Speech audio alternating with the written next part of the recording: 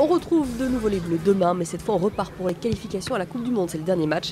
L'équipe de France affronte la Finlande au Stade de France. Les joueurs de Didier Deschamps se dirigent vers les barrages en tant que non-tête de série. Ils risquent donc de tomber sur un adversaire plutôt costaud.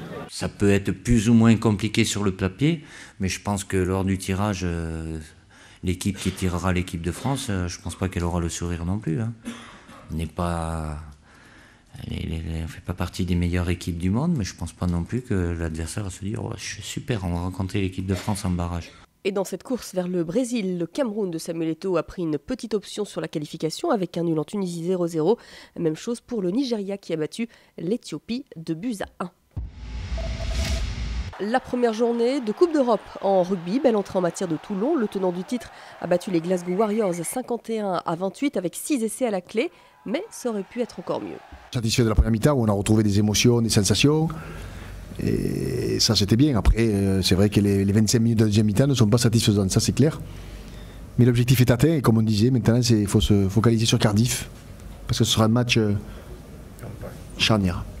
Et puis de son côté, le Racing a dominé Clermont, autre club français, 13-9. Les Franciliens ont fait la différence grâce à un essai de Marc Andreu.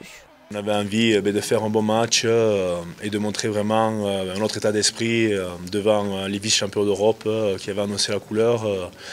Toutes les équipes voulaient prendre des points ou s'imposer à Colombes et ce soir, oui, on a su bien réagir. Deux résultats de handball avec la troisième journée de Ligue des Champions. Le PSG s'est fait peur, mais finalement a décroché le nul sur le parquet des Macédoniens de Skopje. Il y a eu 24 partout. En revanche, Dunkerque a perdu face au Danois de Kolding, 20-18. Troisième journée et troisième défaite pour les nordistes qui se retrouvent obligés de faire un résultat dimanche prochain à Porto. Le porte-drapeau désigné dans la journée, Jason Lamy-Chappuis a toutes ses chances de mener la délégation française à Sotchi l'année prochaine au JO.